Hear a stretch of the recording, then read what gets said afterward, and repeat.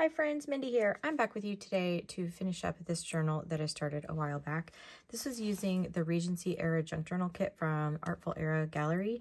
And I created the pages and created the journal. I do have a process video. I will link that down below, as well as my link for ArtfulEra Gallery if you're interested in getting this kit for yourself. But I went through some of my stash, pulled out some things that I thought just went with this kit for ephemera. I have them already kind of placed in here, so I'm going to do the final touches for this journal. I've already sort of decided where I want everything, but I didn't want to make you have to see me just flipping back and forth constantly trying to figure that out. So I'm just going to add the final touches to this journal so that it can go out into the world. I will say some of the ephemera that I have in here, some of it is some Tim Holtz pieces that I've used. Some of it is some other printables from the Junk Journal Studio as well that I created a while back with some pockets and things. And I just felt like they all kind of worked well with this journal. I'm also going to be adding some trim to some of the pages. I just think that will go well with the theme of everything. And then possibly putting a closure on there. But I just thought I would take you along for the finishing touches for this Regency era junk journal. This first piece here that you're going to see is actually a recipe. This came in my subscription from the flower letters. I just thought it went really well in this journal, so I added it in. And now I'm going to create a little tuck spot out of this journaling card. I decided to cut it at an angle here just to make it more obvious that it's a tuck spot.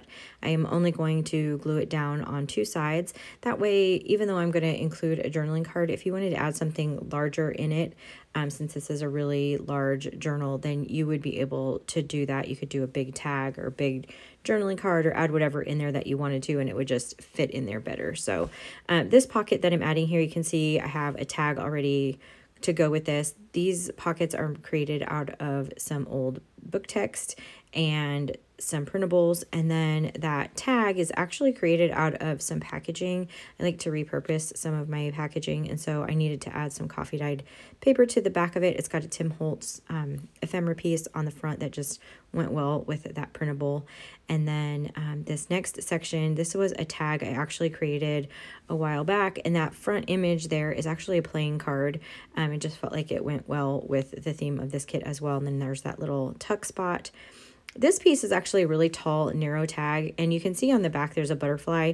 That's actually, I intended that to be the front, but I don't like the butterfly with the look of this journal, so I'm just going to glue that part down. I didn't want to tear it off because it was really glued down, but I added in this journaling card that I had created. I have this pocket that's a printable from the ArtfulEra Gallery, and then this piece here is also from the flower letters, and then I'm going to create a little flip out tuck spot. This is something that I had created a while back. It's been in my stash for a while, and so I'm gluing this along the two short edges and then along the left side of the fold. Just, I don't want to get glue on both sides because one side needs to flip open. I hope that makes sense, but this side is going to be the pocket. So this part flips open. That's for writing space. There's a little pocket. And then on this side, there's a pocket that I included. This is a little tag that I just have clipped up to the top because that tag actually has a little pocket in it. So I added an ephemera piece in there. And then this is just going to be a kind of skinny small pocket here on this right side. And so I will actually add just a little tag in here, just a small one for that page. And then this last pocket here again with those printables, and then another journaling card that I created with another piece of Tim Holtz ephemera. And so I want to add some trim. I have 3 different styles of trim that I'm going to be adding in various places, but I'm only going to show you gluing down this one piece because most of this footage is just me fussing with this bottle of glue.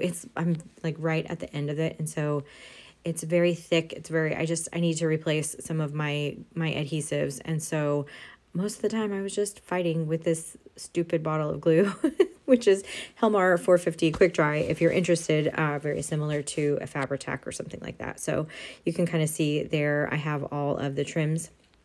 I will do a flip through at the end of this video. So I decided to add a closure just because I feel like this journal could get really chunky the more things that you add to it. And I had some sari silk that I really liked the color. It matched the cover really, really well. And then I had some coffee dyed seam binding. And I was trying to decide which I wanted to do, but there was something about the unfinished edge, the raw edge of the sari silk that just wasn't really doing it for me. I like it in general, but I just didn't like it for this particular journal. So I'm going to use this coffee dyed seam binding. I feel like the colors just work well with it, but I'm going to do a very, very simple closure. So I'm marking the halfway point on my cover. My cover is about 8.5 inches tall, just under. And so I'm going to mark at 4 1/4. Just putting a little pencil mark there, and then I'm just going to set an eyelet in the back of this journal, and I'm just using my We Are Memory Keepers Crocodile for that. And then I have an eyelet that is kind of like a tarnished brass color that I felt like worked really well, and I'm just going to set that in there. I went off camera here, so I'm sorry about that. I just got it too close to me, but you can kind of see how that works. And then I'm just going to take that long piece of seam binding, fold it in half, and then just kind of make a loop around that edge. That way, if I do decide I want to do something different down the road, I can, but for the most part, I think I'll probably leave this on there. Just kind of looping that through, and then you have the final closure. So I'm going to kind of open this back up now, and you see a flip through. You can kind of see now the trims that are in here and the different pieces, how everything kind of flows together. There's that other piece of trim.